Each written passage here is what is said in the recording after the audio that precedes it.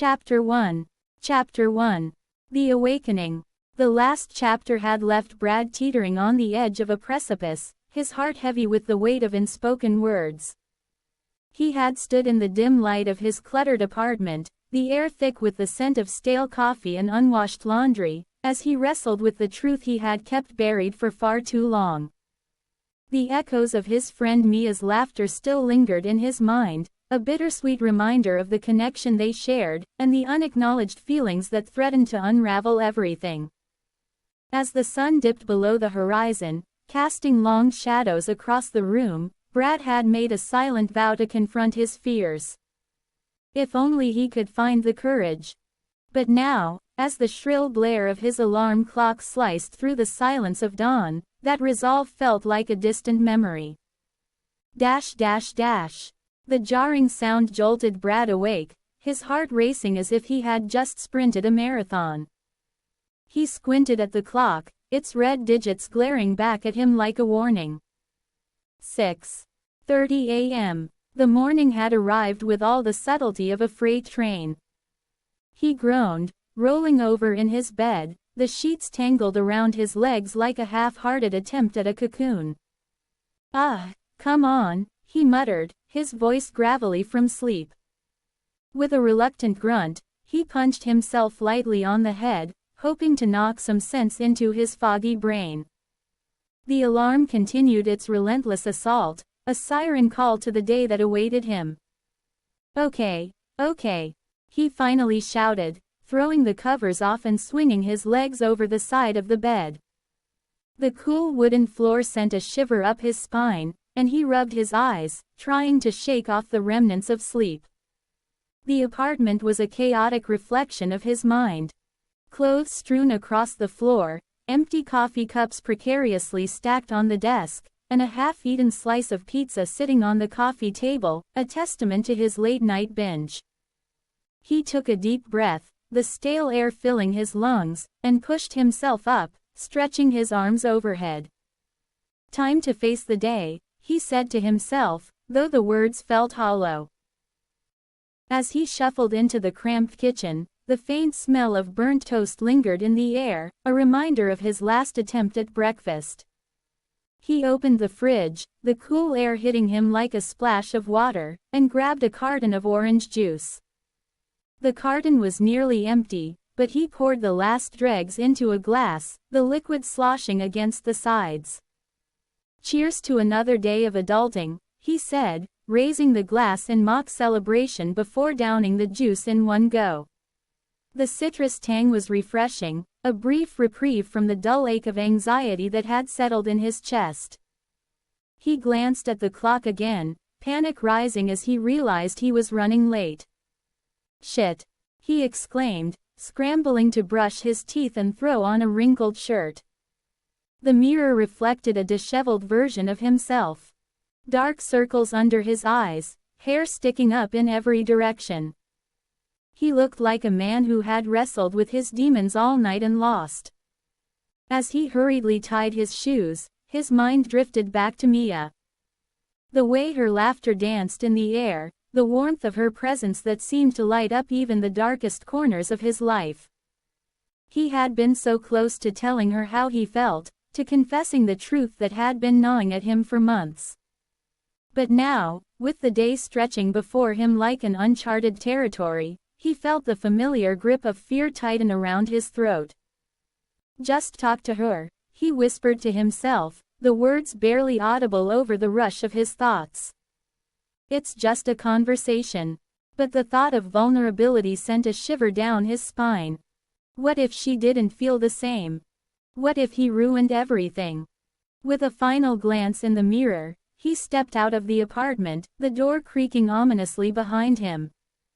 The hallway was dimly lit, the flickering fluorescent lights casting eerie shadows on the walls. He could hear the faint hum of the city waking up outside, the distant sound of traffic and the chirping of birds heralding the dawn. As he descended the stairs, each step felt heavier than the last, the weight of his unspoken feelings pressing down on him. He reached the ground floor and pushed open the heavy door, stepping out into the crisp morning air. The world outside was alive with color. The sky painted in hues of orange and pink, the scent of fresh bread wafting from the bakery down the street.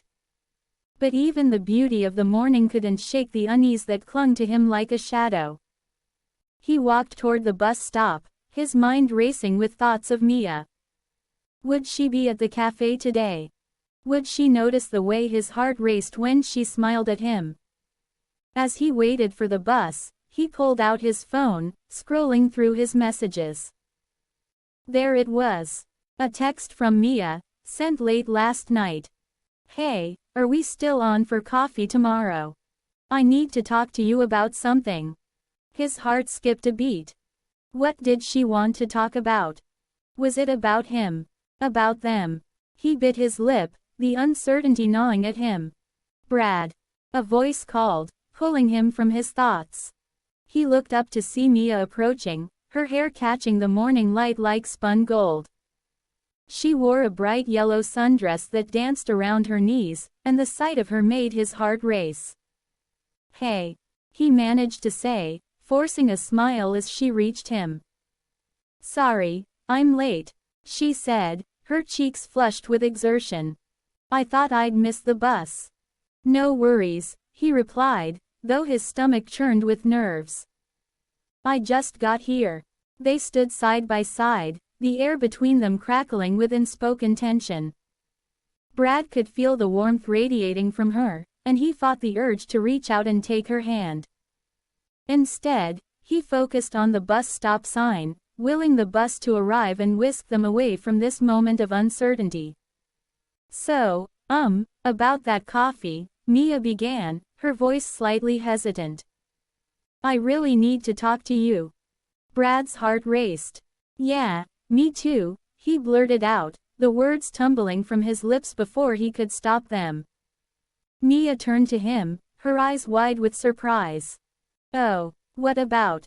He opened his mouth to respond, but the words caught in his throat. The bus pulled up, and he felt a rush of relief mixed with dread.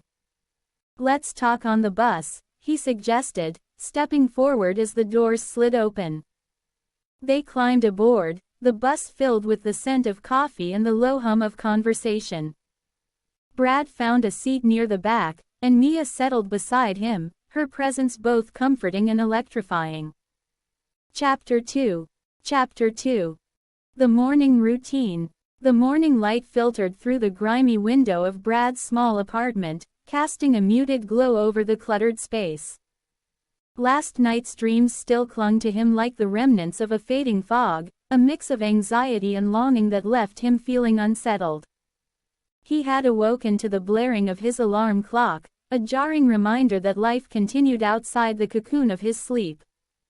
With a few half-hearted punches to his own head, he had finally silenced the noise, but the echoes of his restless night lingered in the corners of his mind. Now, as he stood in the middle of his bedroom, he was faced with the reality of another day. One that felt achingly empty. Brad shuffled to his closet, the door creaking in protest as he pulled it open. Inside, a haphazard collection of clothes hung like forgotten memories. He reached for his favorite worn-out t-shirt, the fabric soft and faded, a relic of better days. It bore the logo of a band he had loved in high school, a time when the world felt full of promise and possibility. He paired it with a pair of threadbare jeans that hugged his legs just right, a comforting embrace that felt like home. As he dressed, he caught a glimpse of himself in the mirror. A young man with tousled hair and tired eyes, a stranger staring back at him. Get it together, Brad, he muttered under his breath, a half-hearted attempt at self-encouragement. With a sigh, he made his way to the kitchen, the familiar scent of burnt toast wafting through the air. He had been so distracted by his thoughts that he had forgotten about the bread in the toaster, and now it sat charred and lifeless, a testament to his absent-mindedness. The kitchen was a small, cramped space, cluttered with mismatched dishes and half-empty coffee mugs. The sunlight streamed in, illuminating the dust motes that danced lazily in the air, but it did little to brighten his mood. Great start to the day, he said aloud, shaking his head as he retrieved the offending toast. He tossed it into the trash with a flick of his wrist, the sound of it landing with a soft thud echoing in the silence. He poured himself a cup of coffee, the rich aroma filling the air and momentarily lifting his spirits. As he took a sip, the warmth spread through him, a small comfort in the midst of his chaotic thoughts. He leaned against the counter, staring out the window at the world beyond. The street below was alive with the sounds of morning. Cars honking, people chatting, the distant laughter of children heading to school. It was a symphony of life, yet he felt like a ghost, watching from the sidelines. With a heavy heart, he turned back to the kitchen, rummaging through the fridge for something to eat. A solitary apple caught his eye, its skin shiny and red, a stark contrast to the dullness of his surroundings. He grabbed it, taking a bite as he leaned against the counter, the crispness of the fruit a welcome distraction. But as he chewed, a wave of emptiness washed over him. What am I even doing today? He asked himself, the question hanging in the air like a dark cloud. The truth was, he had no plans, no commitments, nothing to look forward to. The thought gnawed at him, a reminder of the isolation he felt creeping in around the edges of his life. He finished the apple and tossed the core into the trash, his mind racing with possibilities. Maybe he could call someone, make plans, do something. Anything to break the monotony. But the thought of reaching out felt daunting, like trying to climb a mountain with no gear. He had always been the one to wait for others to make the first move, to reach out and pull him into the fold. As he stood there, lost in thought, his phone buzzed on the counter, jolting him from his reverie. He glanced down, his heart racing as he saw the name on the screen. Maya. Hey, you. Her text read, accompanied by a smiley face emoji. Brad's stomach flipped. Maya was a bright spot in his otherwise gray existence, a friend who had a way of making everything feel lighter. They had met at a local coffee shop, both seeking refuge from their own lives, and an easy friendship had blossomed between them. But lately, he had sensed a shift, a tension that lingered just beneath the surface. Hey. What's up? He typed back, his fingers hovering over the screen as he considered how much to reveal. Just finished a project for work. Want to grab coffee later? The invitation sent a thrill through him, but it was quickly followed by a wave of anxiety. What if she sensed his unease? What if their friendship was about to change? Sure. What time? He replied, trying to keep his tone casual. Let's say 3. I'll text you when I'm on my way. Sounds good. As he set his phone down, a mix of excitement and dread coursed through him. He had a few hours to kill, and the thought of spending them alone felt suffocating. He glanced around his apartment, the clutter a reflection of his chaotic mind. Maybe I should clean up a bit, he muttered, but the idea felt overwhelming. Instead, he decided to take a walk, hoping the fresh air would clear his head and give him a sense of purpose. He grabbed his worn-out jacket from the back of a chair and slipped it on, the fabric comforting against his skin. As he stepped outside, the cool breeze hit him, a sharp contrast to the warmth of his apartment. The world felt alive, vibrant, and he took a deep breath, letting the sense of the city wash over him. Freshly baked bread from a nearby bakery, the faint hint of gasoline, and the earthy aroma of the park just a few blocks away. As he walked, he let his mind wander, the rhythm of his footsteps grounding him in the moment.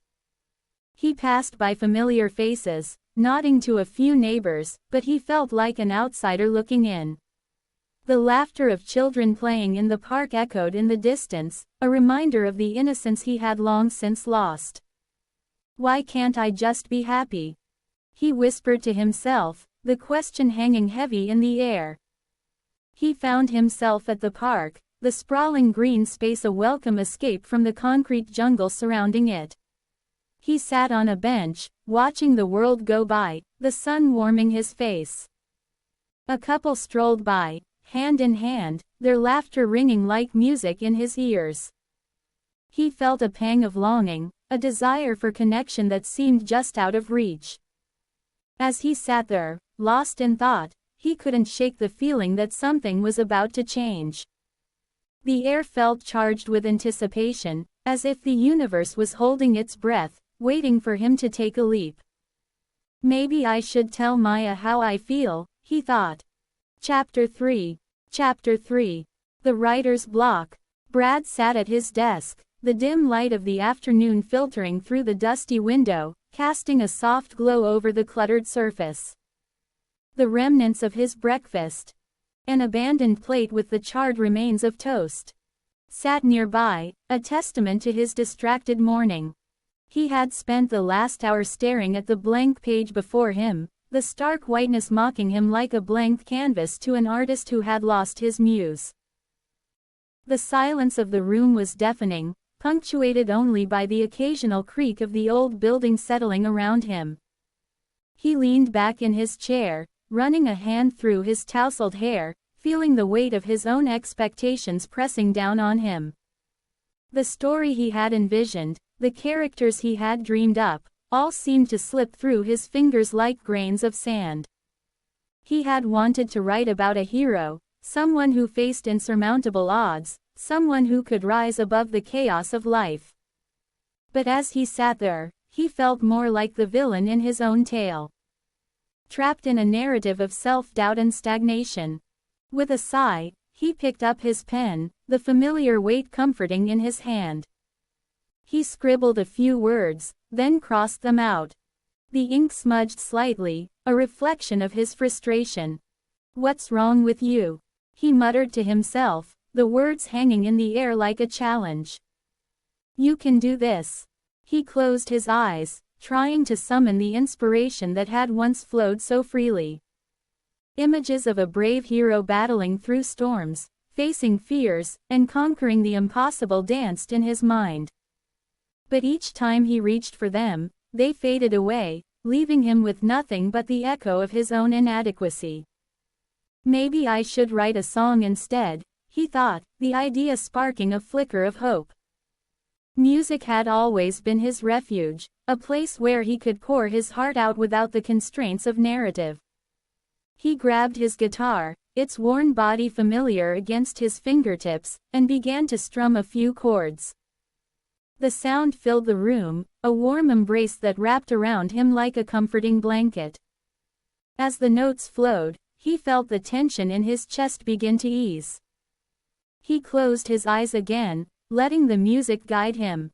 Words began to form in his mind, lyrics that spoke of longing and struggle, of dreams that felt just out of reach. He jotted them down, the pen moving almost of its own accord, the ink flowing like the melody in his heart. But just as he began to feel the rhythm of the song, a wave of self-doubt crashed over him. What if it is not good enough? He thought, his brow furrowing. What if no one wants to hear this? He stopped playing, the strings falling silent, and stared at the half-finished lyrics. They felt inadequate, like a half-formed thought that had yet to find its voice. "Come on, Brad," he said aloud, frustration bubbling to the surface. "You can't keep doing this." He stood up abruptly, pacing the small room, the walls closing in around him. The clutter of his life. Crumpled papers, empty coffee cups, and books stacked haphazardly, seemed to mock him, a physical manifestation of his chaotic mind. He paused by the window, looking out at the street below. The world outside was alive with movement. People rushing by, cars honking, the distant sound of laughter. It felt so far removed from his own stagnant existence. He longed to be part of that world, to feel the pulse of life coursing through him again. But instead, he was trapped in this cycle of doubt and fear, unable to break free. "Maybe I just need a change of scenery," he he thought, the idea sparking a flicker of determination. He grabbed his jacket and headed for the door, the guitar slung over his shoulder. The fresh air might clear his mind, he reasoned, and perhaps he would find the inspiration he so desperately sought. As he stepped outside, the cool breeze hit him like a splash of cold water, invigorating and refreshing. He walked aimlessly at first, letting his feet guide him through the familiar streets of his neighborhood. The vibrant colors of autumn leaves danced in the wind, and the smell of freshly baked bread wafted from a nearby bakery, stirring memories of simpler times. He found himself at the local park, a small oasis amidst the urban sprawl. The sound of children laughing and playing filled the air, a reminder of the joy that could be found in the simplest of moments. He settled onto a bench, the wood rough against his palms, and took a deep breath, letting the sounds and smells wash over him. As he sat there, he pulled out his notebook, the pages filled with half-formed ideas and sketches of characters. He flipped through them, searching for something. Anything that could spark his creativity. His eyes landed on a scribbled note about a hero who faced their fears, a reflection of his own struggles. Maybe I can write about this, he thought, his heart racing at the prospect. He began to jot down ideas, letting the words flow freely. The sun dipped lower in the sky, casting a golden hue over the park, and for the first time in days, he felt a flicker of hope. But just as he began to lose himself in the rhythm of writing, a familiar voice broke through the tranquility. "Brad, is that you?" He looked up to see Sarah, his childhood friend, approaching with a bright smile. Her hair danced in the breeze, and her eyes sparkled with warmth. "I didn't expect to see you here." "Hey, Sarah," he replied, forcing a smile as he closed his notebook. "Just trying to find some inspiration." She sat down beside him, her presence instantly lifting the weight off his shoulders. "Inspiration, huh? You're still writing." "Trying to," he admitted, glancing at his notebook. "But it has been tough. I've hit a bit of a block." "Writer's block?" she asked, tilting her head slightly. "I've heard about that. It's like a creative prison, right?" "Exactly," he said, chuckling softly. "It's frustrating. I want to write something meaningful, but every time I sit down, it is like my mind goes blank." "Maybe you're putting too much pressure on yourself," she suggested, her tone gentle. "You've always been your own worst critic." Brad sighed, running a hand through his hair. "I know. I just feel like I have something to say, but I can't find the words." "Why don't you write about that?" she proposed, her eyes bright with enthusiasm. "Write about the struggle itself. The fear, the doubt. It's real, and people can relate to that." He considered her words, the idea taking root in his mind. "You really think so?" "Absolutely," she said, her voice steady. "Everyone faces obstacles. It's how we overcome them that makes us who we are. You have a story to tell, Brad." Chapter 4. Chapter 4. The Wrong Turn. Brad sat at his desk, the blank page before him a stark reminder of his creative paralysis. The morning had slipped through his fingers like grains of sand, and the weight of his unfulfilled aspirations pressed heavily on his chest. He had tried to pour his heart into a story about a hero overcoming obstacles, but the words had eluded him, leaving him feeling more like a spectator in his own life than the author he longed to be. In a moment of frustration, he had scribbled down a nonsensical poem, a jumble of words that made him chuckle despite himself. It was a small victory, a flicker of light in the dimness of his thoughts. With a sigh, he pushed back from the desk, the chair creaking in protest.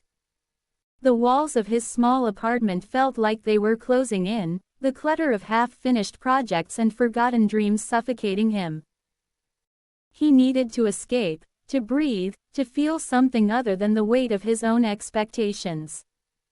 Time for an adventure, he muttered to himself, a hint of mischief dancing in his eyes. He grabbed his worn-out jacket, the fabric soft and familiar against his skin, and stepped outside into the cool embrace of the drizzle. The rain fell in a gentle rhythm, tapping against the pavement like a soothing lullaby. It was a welcome change from the stifling air of his apartment. As he walked, he let the droplets kiss his face, each one a tiny reminder that he was alive, that the world was still turning despite his own stagnation. The streets glistened under the muted light, the colors of the city deepening and shifting with each passing moment. He wandered aimlessly, his mind drifting with the current of the rain. The familiar sights of his neighborhood blurred together, the edges softened by the downpour. He passed the old bakery, its warm, yeasty scent wafting through the air, mingling with the freshness of the rain. He paused for a moment, tempted by the thought of a warm pastry, but the weight of his wallet kept him moving. As he continued down the street, he noticed the world around him transforming. The rain intensified, each drop now a small hammer against the pavement, creating a symphony of sound that echoed in his ears. He turned a corner, and the landscape shifted. The buildings grew taller, their facades slick and glistening, reflecting the gray sky above. "Where am I?" he wondered aloud, glancing at the unfamiliar storefronts that lined the street. They were vibrant and alive, filled with colors that seemed to pulse against the dull backdrop of the weather. A small bookstore caught his eye, its window fogged with the warmth of the inside.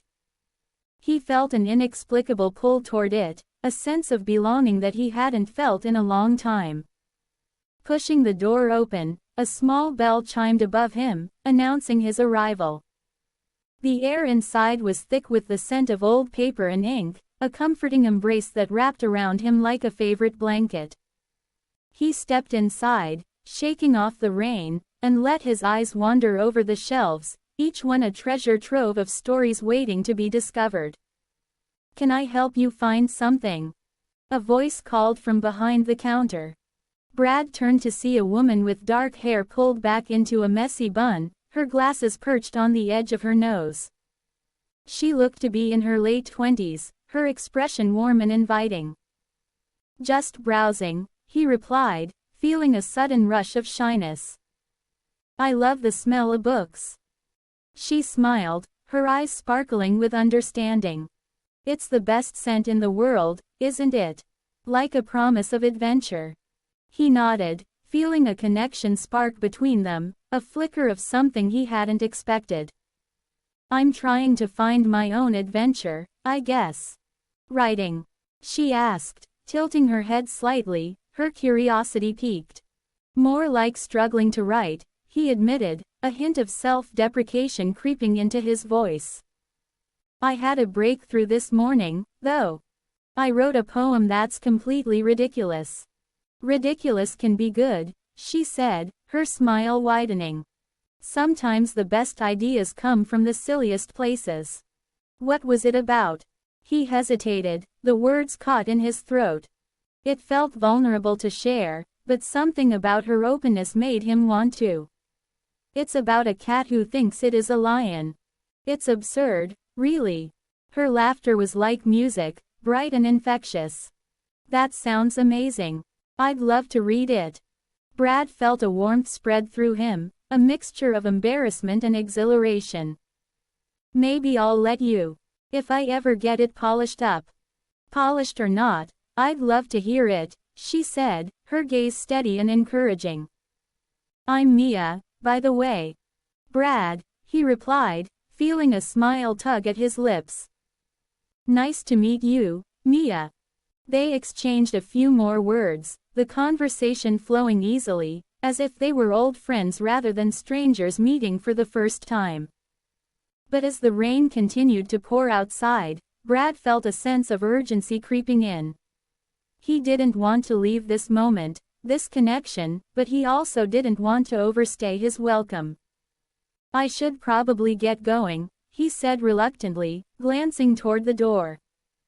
"I don't want to keep you from your work." "Don't worry about me," she replied, her tone playful.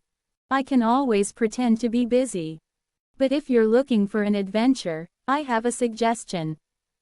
Brad raised an eyebrow, intrigued. Oh, what kind of adventure? There's a little cafe down the street that serves the best hot chocolate. It's a bit of a hidden gem, and I think you'd love it. Plus, it is a great place to write. His heart raced at the thought of spending more time with her, but a flicker of doubt crept in. I don't want to impose. I just met you. Mia waved her hand dismissively. You're not imposing. I promise. Besides, I could use a break from the books. What do you say? He hesitated, the internal battle raging within him. Part of him wanted to retreat back to the safety of his apartment, where he could hide from the world and his own insecurities. But another part, the part that craved connection and adventure, urged him to take the leap. Okay, he said, surprising himself with his own boldness. Let's go. As they stepped back into the rain, the world felt different, charged with possibility. They walked side by side, the sound of their footsteps mingling with the patter of the rain. The conversation flowed easily, laughter punctuating the air as they shared stories and dreams. But as they approached the cafe, Brad felt a sudden shift in the atmosphere. The rain began to fall harder, the wind picking up, swirling around them like a tempest. He glanced at Mia, her expression shifting from playful to concerned. Chapter 5. The snowstorm. The rain had been a gentle companion, a soft patter against the pavement that had coaxed Brad out of his cluttered apartment and into the world. He had wandered aimlessly, lost in thought, trying to shake off the weight of his own inadequacies. But as the droplets began to thicken and the sky darkened, he felt a shift in the air, a whisper of something more ominous. Now, as he stood on the edge of the sidewalk, the drizzle had transformed into a blizzard, snowflakes swirling around him like tiny, chaotic dancers. Brad squinted against the sudden onslaught, the cold biting at his cheeks and the wind howling like a banshee. He stumbled forward, his heart racing, each step a battle against the swirling white. The world around him blurred into a canvas of white, the familiar streets of his neighborhood vanishing beneath a thick blanket of snow. Panic began to creep in, a tightness in his chest as he realized he could barely see more than a few feet ahead. Okay, just breathe, he muttered to himself, his voice barely audible over the roar of the storm. It's just snow. You can handle this. But as he took another step, the ground beneath him felt unstable, shifting like the very fabric of reality. The snowflakes danced around him, each one unique, yet they all shared a common purpose: to envelop him in their icy embrace. He felt an eerie sense of isolation, as if the storm had conjured a barrier between him and the rest of the world. The sounds of the city, the distant honking of cars, the chatter of pedestrians, were swallowed by the relentless wind. Time seemed to freeze, each second stretching into eternity as he fought against the elements.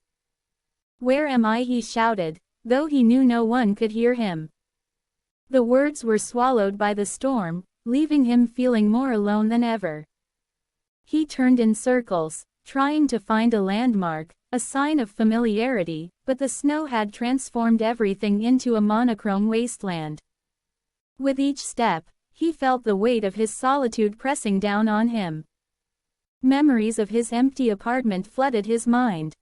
The silence that echoed through the rooms, the blank pages that mocked him from his desk.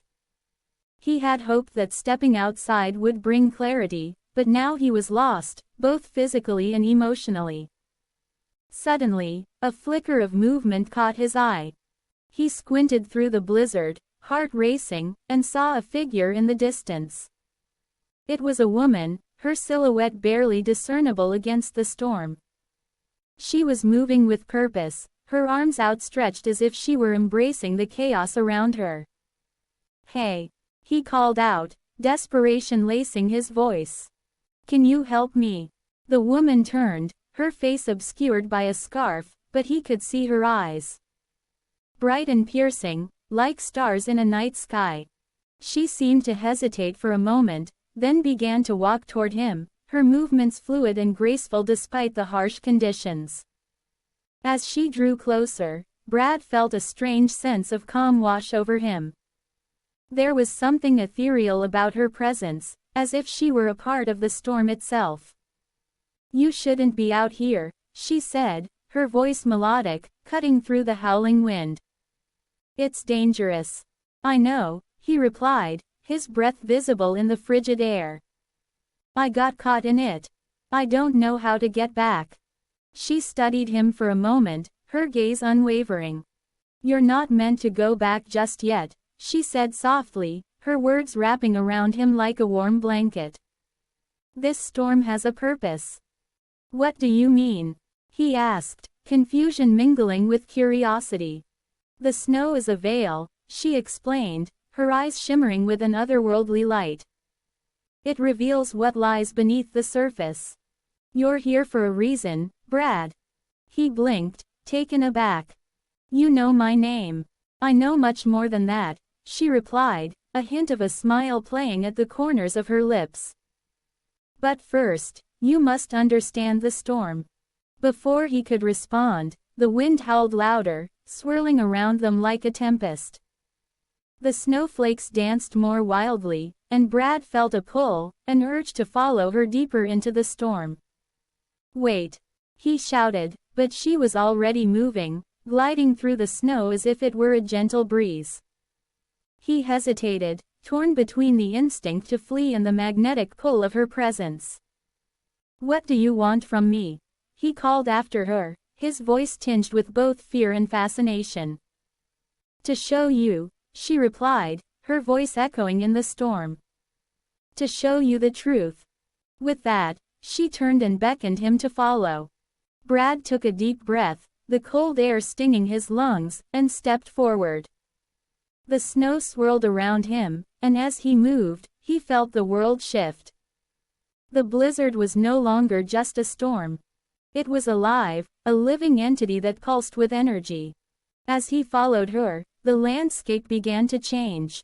The snowflakes transformed into shimmering lights, illuminating a path that seemed to stretch infinitely before him. The air was thick with magic, and he could feel it tingling against his skin. "Where are we going?" he asked, his heart racing with a mix of excitement and trepidation. "To the heart of the storm," she replied, her voice a soothing balm against the chaos. "To where your fears and dreams collide." As they walked, Brad's mind raced. He thought of his writing, the stories he had tried to tell but felt too inadequate to share. He thought of the emptiness that had settled in his chest, the longing for connection that had driven him into the storm in the first place. "What if I'm not ready?" he asked, vulnerability creeping into his voice. "Readiness is an illusion," she said, glancing back at him with those piercing eyes. "You are already here, and that is enough." The path before them began to shimmer, revealing glimpses of memories. Moments from his past that he had buried deep within himself. He saw himself as a child, laughing in the snow, building snowmen with his friends. He saw the joy in their faces, the warmth of friendship that had faded over the years. "Why are you showing me this?" he asked, his voice trembling. "Because you need to remember," she replied, her tone gentle yet firm. "You need to remember who you are beneath the layers of doubt and fear." As they continued, the memories shifted, revealing darker moments. Times of rejection, loneliness, and despair. He saw himself sitting alone in his apartment, staring at the blank page, feeling as if he would never be enough. "Stop!" he shouted, the weight of those memories crashing down on him. "I don't want to see this." But the woman pressed on, her gaze steady. "You cannot move forward without facing this." Chapter 6. Chapter 6. The Awakening Again. The world had shifted beneath Brad's feet, and he had been oblivious to it for 50 years. In the last chapter of his life, he had been a young man, lost in the mundane rhythm of his days, wrestling with the weight of his own inadequacies. He had stepped into a storm, a blizzard that had swallowed him whole, freezing him in time. Now, as the snow began to melt away, he was about to awaken to a reality he could hardly fathom. Brad blinked against the brightness of the sun, its rays piercing through the remnants of snow that clung to his lashes like forgotten dreams. The world around him was a cacophony of sounds. Birds chirping, the distant hum of traffic, and the rustle of leaves in the gentle breeze. He sat up slowly, disoriented, as if awakening from a long, deep sleep. The cold that had once enveloped him was now a memory, replaced by the warmth of a spring day. He brushed the snow off his clothes, the fabric still familiar yet foreign against his skin. The worn-out jeans and faded t-shirt felt like a second skin, but they were also a relic of a life that had slipped away. He stood up, his legs shaky as if they had forgotten how to support him. The ground beneath his feet was soft and springy, a stark contrast to the icy prison he had known for decades. As he took a tentative step forward, the landscape unfolded before him like a painting coming to life. The streets were lined with trees bursting with blossoms, their petals dancing in the wind.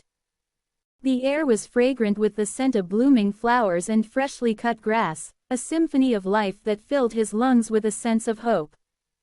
But as he looked around, a wave of nostalgia washed over him, mingling with an unsettling fear.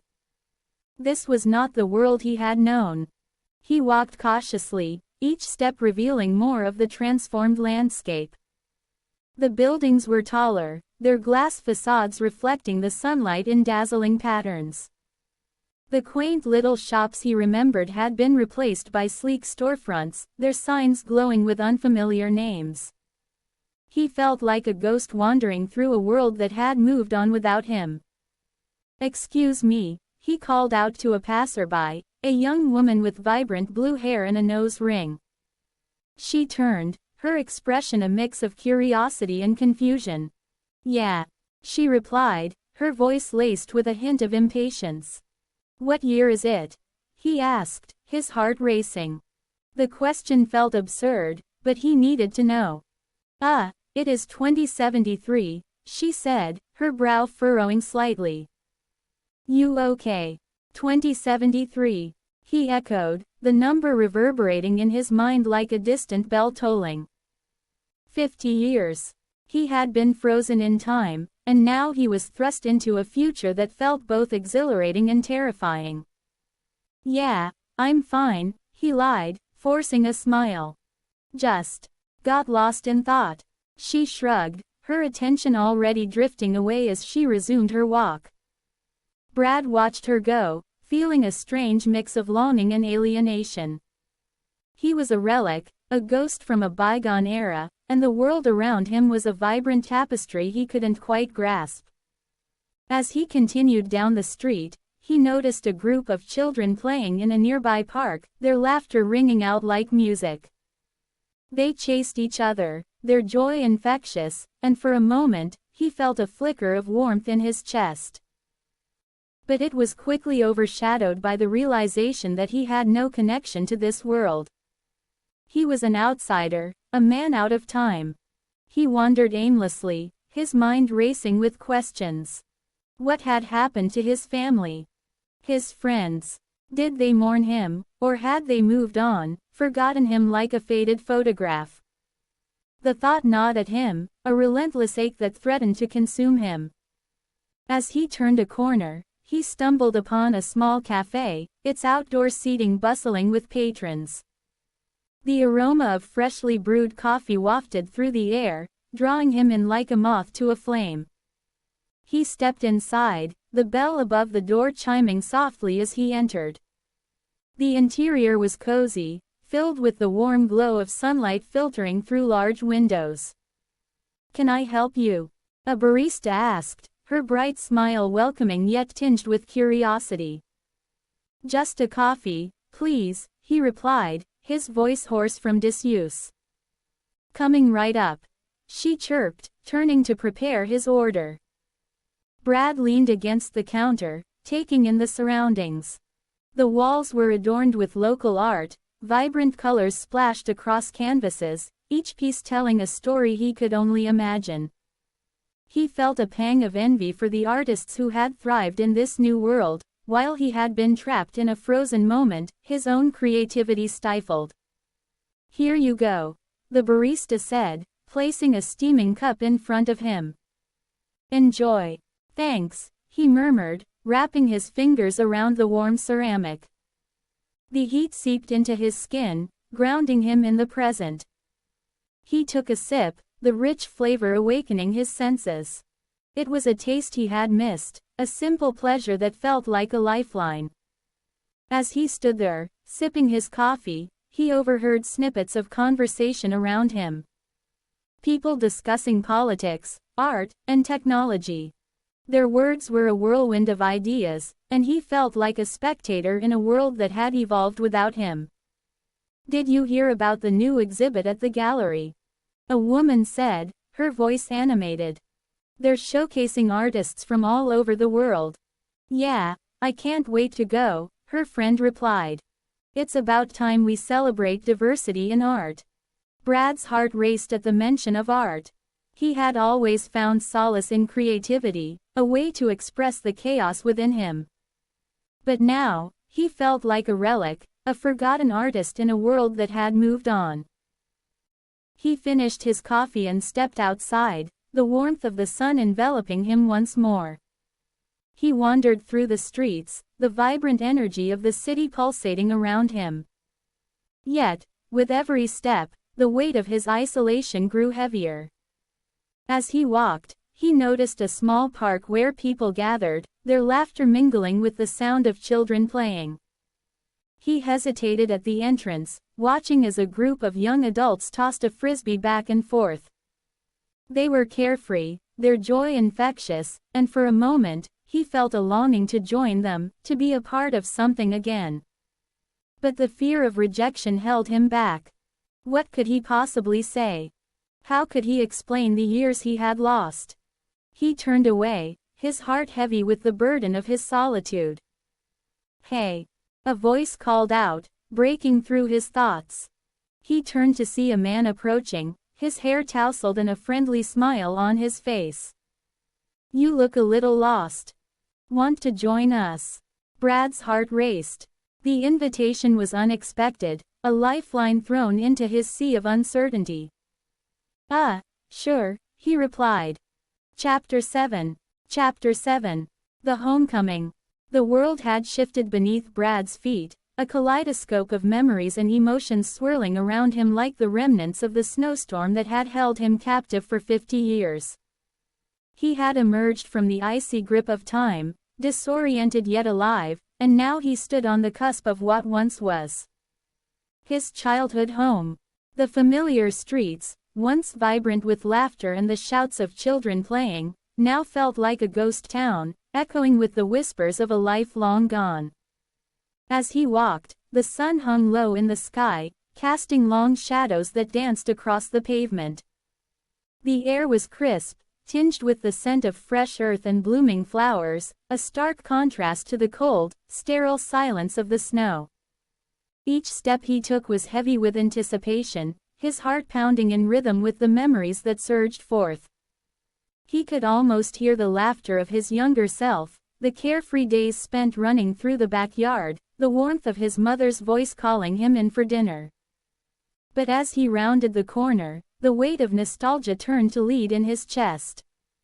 Where his home had once stood, a vacant lot gaped at him, overgrown with weeds and wildflowers that had claimed the space. The remnants of a life he had known were replaced by a barren expanse, the foundation of his childhood reduced to nothing more than a memory. "No," he whispered, the word escaping his lips like a prayer. He stepped closer, his heart racing as he scanned the area for any sign of what had been.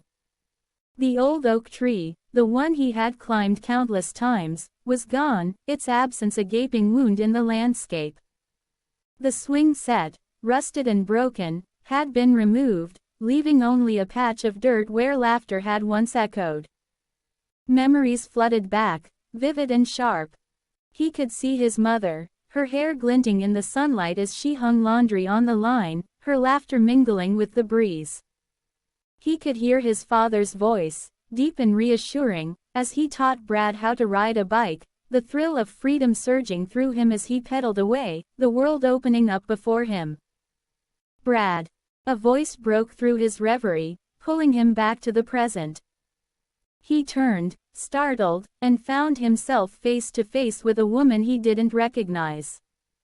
She was in her late 30s, with dark hair pulled back into a messy bun and a smudge of dirt on her cheek.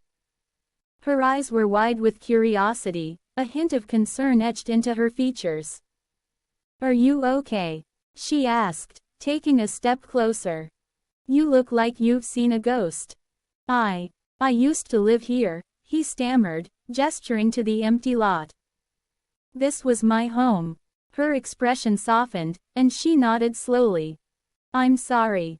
It's been vacant for years now. The house was torn down after a storm damaged it beyond repair. They never rebuilt." Brad felt the ground shift beneath him again, the weight of her words pressing down like a heavy shroud. "I didn't know," he murmured, his voice barely above a whisper. "I just came back. I thought I could find something familiar." The woman studied him for a moment, her gaze piercing yet compassionate. "It's hard to come back to a place that's changed so much. I'm Sarah, by the way. I moved here a few years ago. It's a nice neighborhood, but it is different now." "Brad," he replied, forcing a smile despite the ache in his chest. "I guess I'm still trying to catch up with the world." 50 years is a long time, she said gently, her voice laced with understanding. "You're not alone in feeling lost. A lot has changed, but some things remain the same. The people here still care about each other." He nodded, grateful for her kindness. I thought I could find a piece of my past, something to hold on to." "Maybe you can," she suggested, her eyes sparkling with a hint of mischief. "There are still a few places around here that might jog your memory. The park is just down the street, and the old library is still standing. You might find something there." "Thank you," he said, a flicker of hope igniting within him. "I'll check it out." As they spoke, Brad felt a strange connection to Sarah, as if she understood the weight of his loss. There was a warmth in her presence, a grounding force that made the world feel a little less daunting. He glanced at her, taking in the way her hands moved animatedly as she spoke, the way her laughter danced in the air. "Do you want some company?"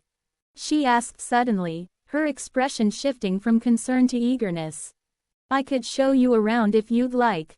It might help to have someone who knows the area." He hesitated, the remnants of his solitude tugging at him. But the thought of exploring the remnants of his past alone felt overwhelming. "Sure, I'd like that," he replied, surprising himself with the ease of his acceptance. "Great, let's start with the park," she said, her enthusiasm infectious.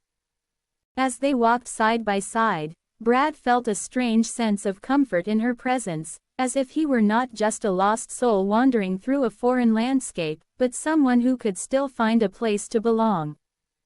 The park was a short walk away, and as they approached, Brad's heart quickened. The trees stood tall and proud, their branches swaying gently in the breeze, casting dappled shadows on the ground. Children played on swings, their laughter ringing out like music, and for a moment, he was transported back to a time when he had been one of them. "Do you remember coming here?" Sarah asked, her voice breaking through his reverie. "I've seen kids playing here every day. It's a nice place."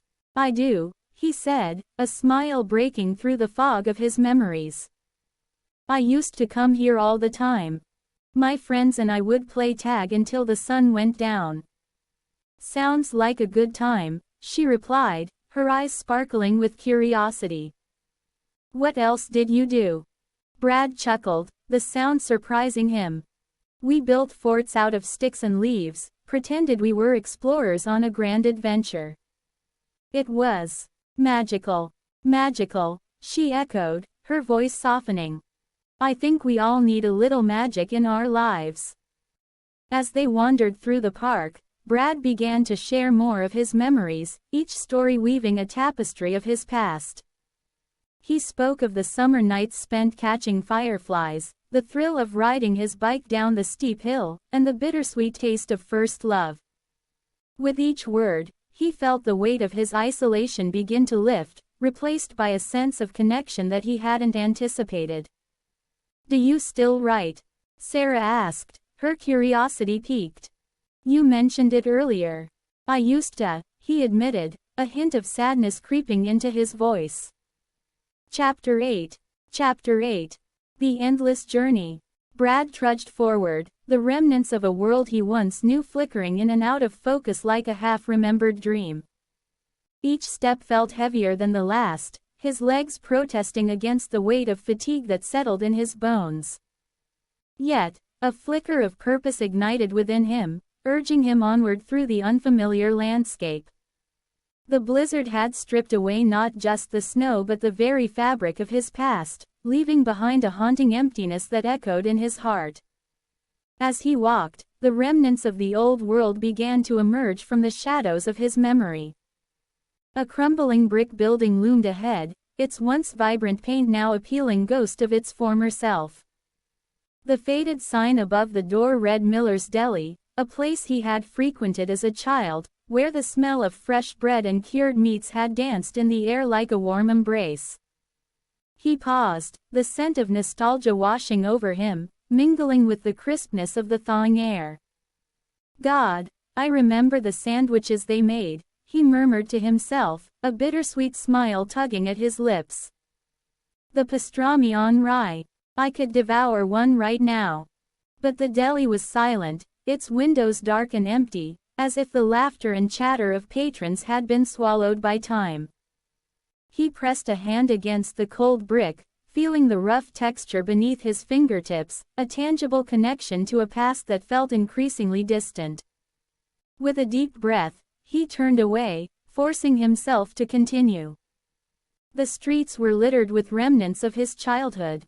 Old storefronts, rusted bicycles, and faded billboards that whispered stories of a life long gone.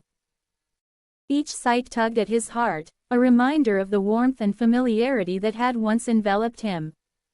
Yet, as he walked, he felt an unsettling sense of dislocation, as if he were a ghost haunting the ruins of his own life. The sun hung low in the sky, casting long shadows that stretched across the pavement like fingers reaching for something just out of grasp.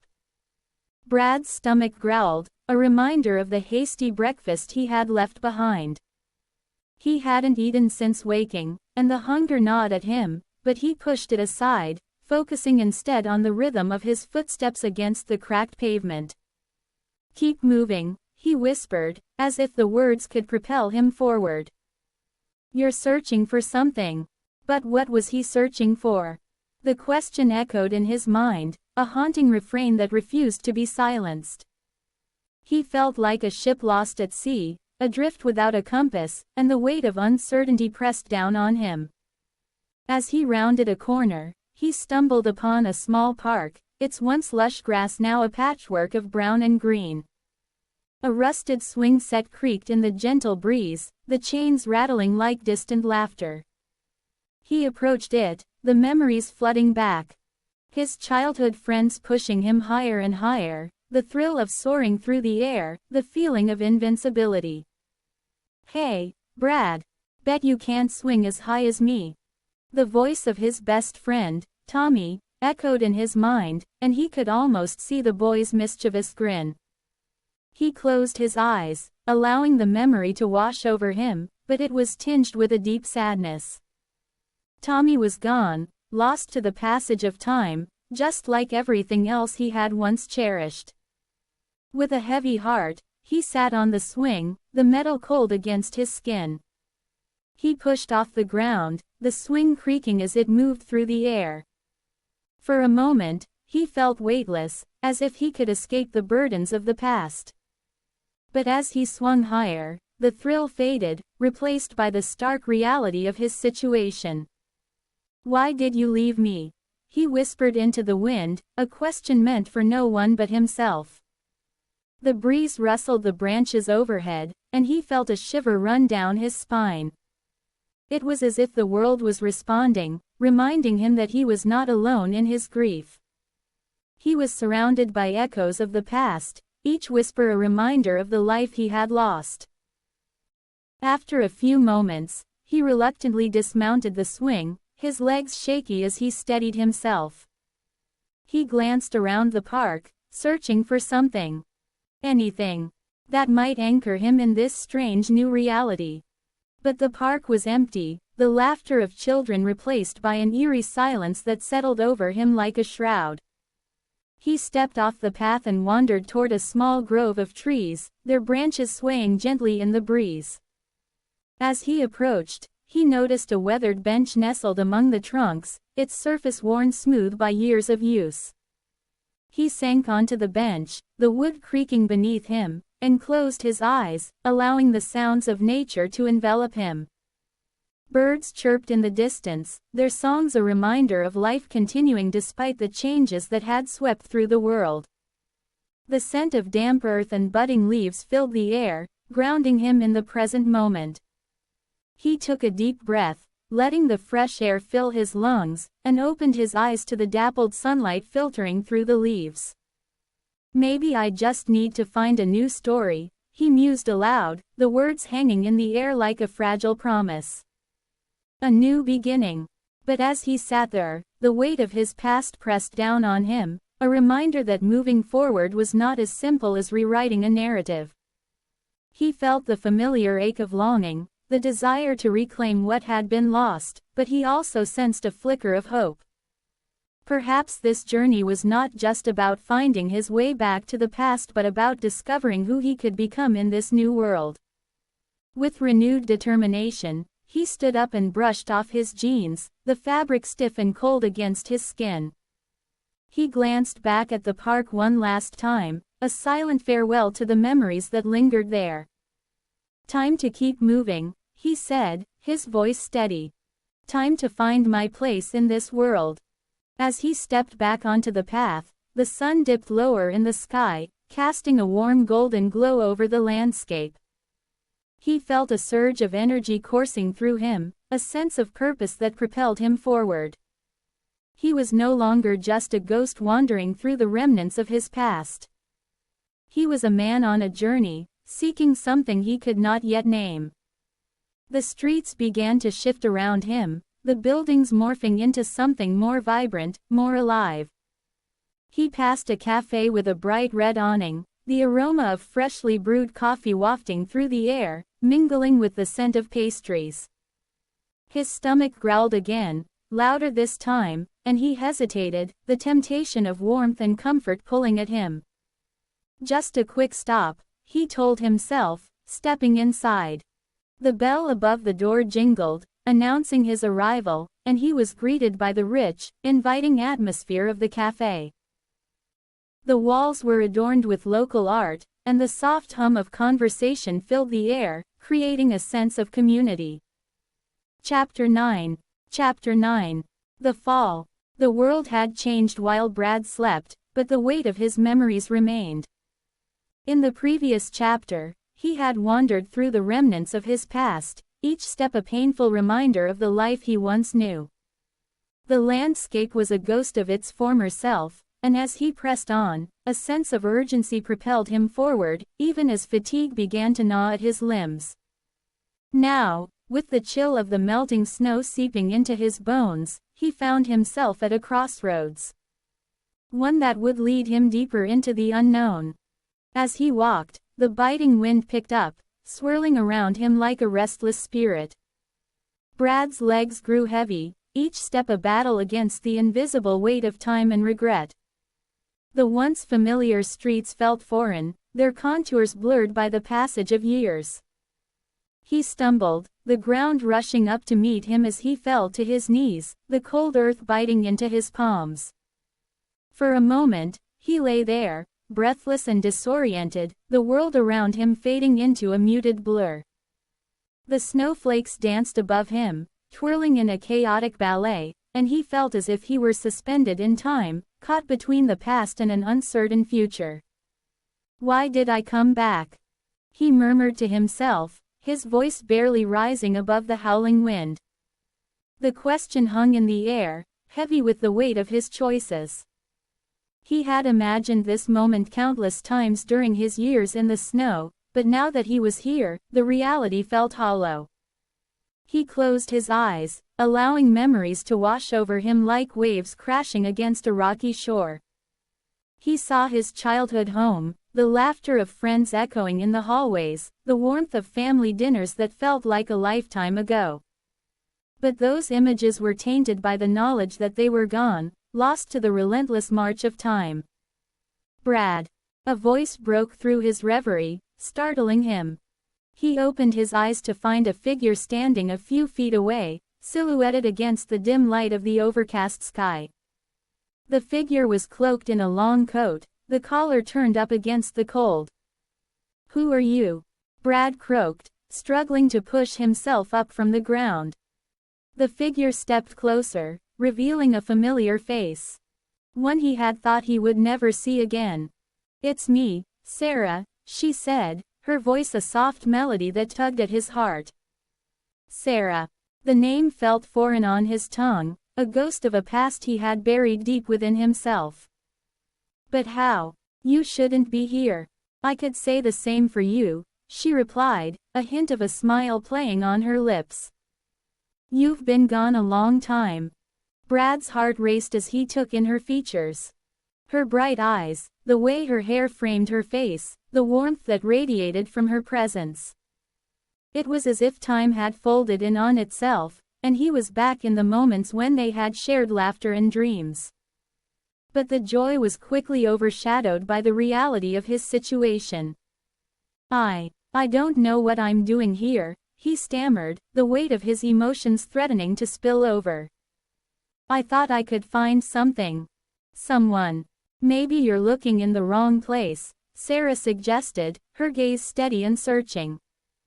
"What are you really hoping to find?" Brad hesitated, the truth clawing at his throat. "I thought I could reclaim my past," he admitted, his voice barely above a whisper. "But it feels like everything has changed." "I've changed." "Maybe that's okay," she said softly, stepping closer. "Maybe it is time to let go of what was and embrace what is."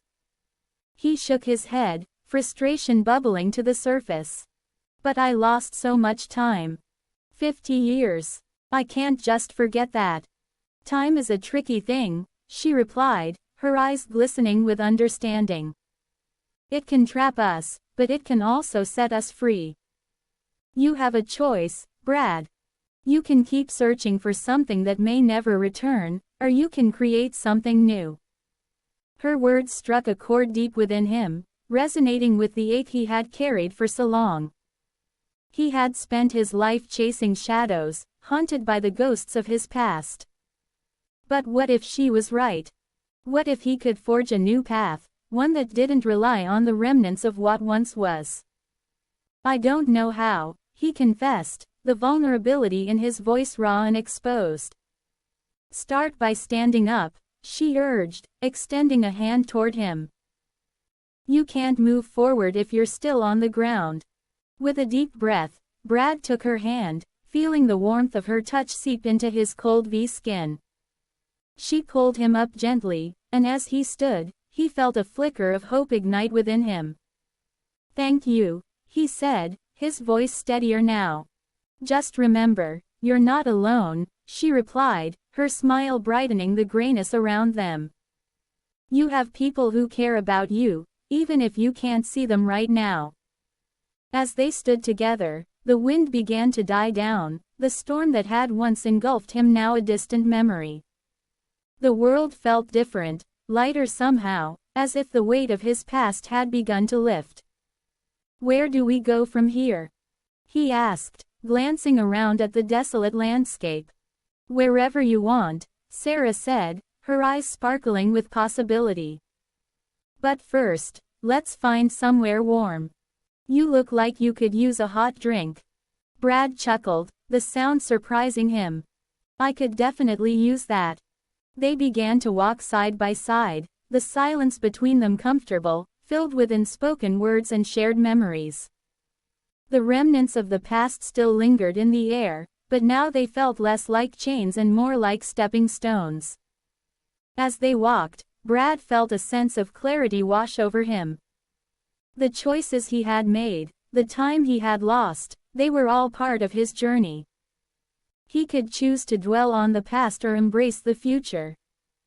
"Do you ever think about what might have been?" he asked, glancing at Sarah.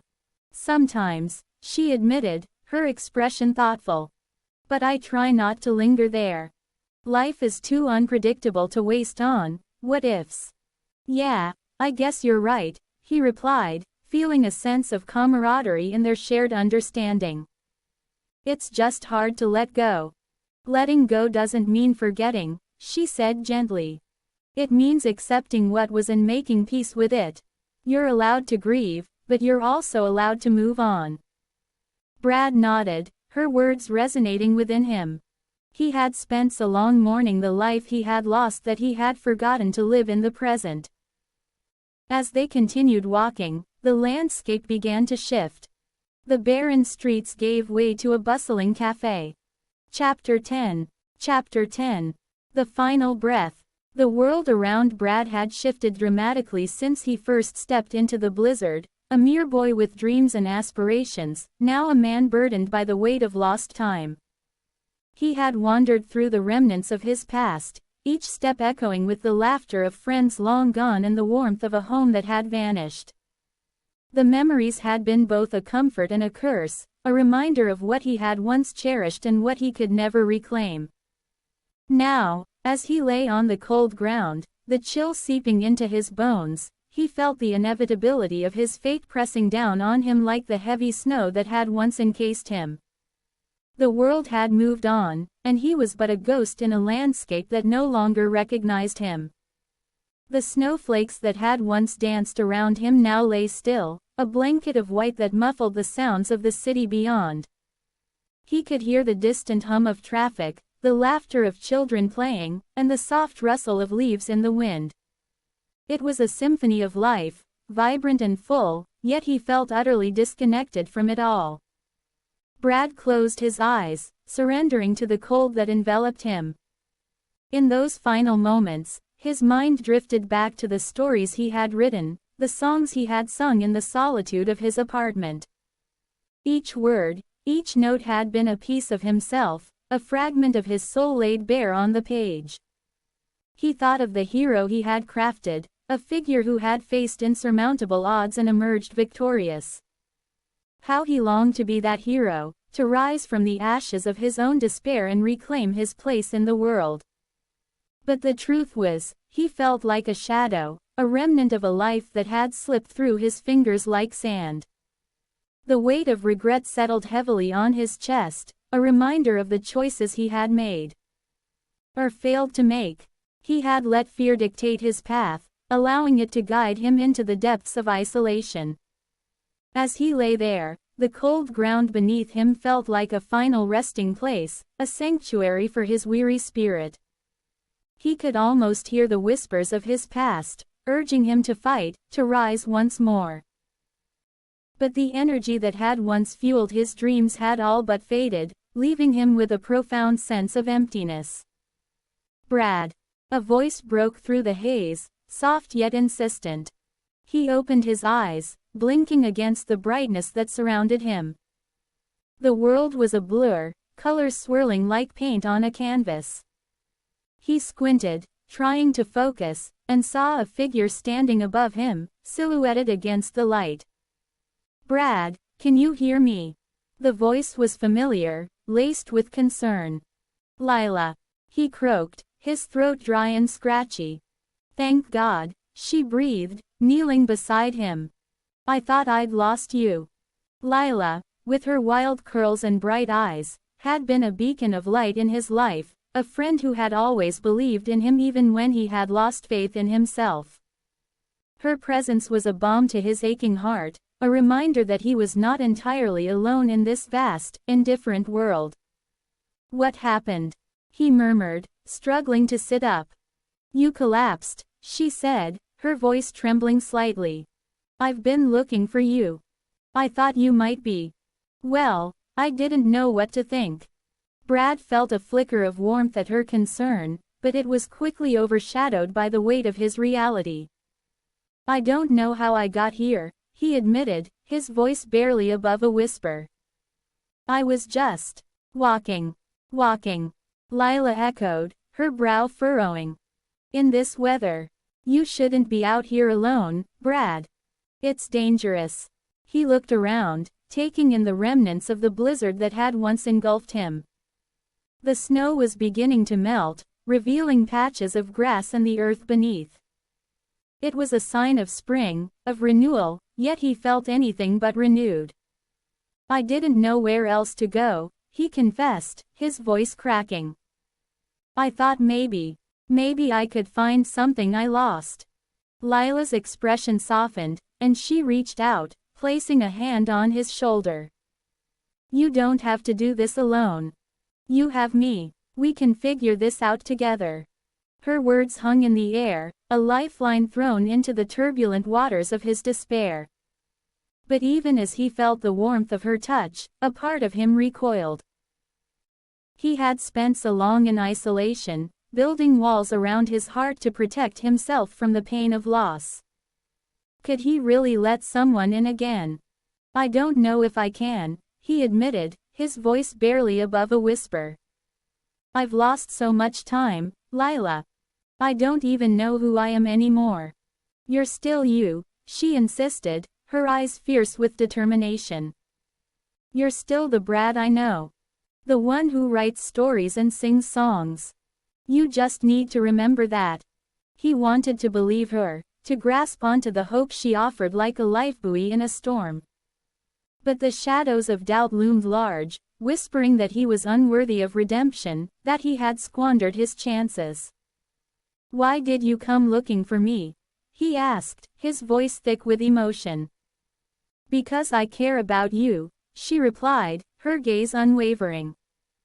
"You're my friend, and I couldn't just leave you out here. You mean something to me, Brad. You always have."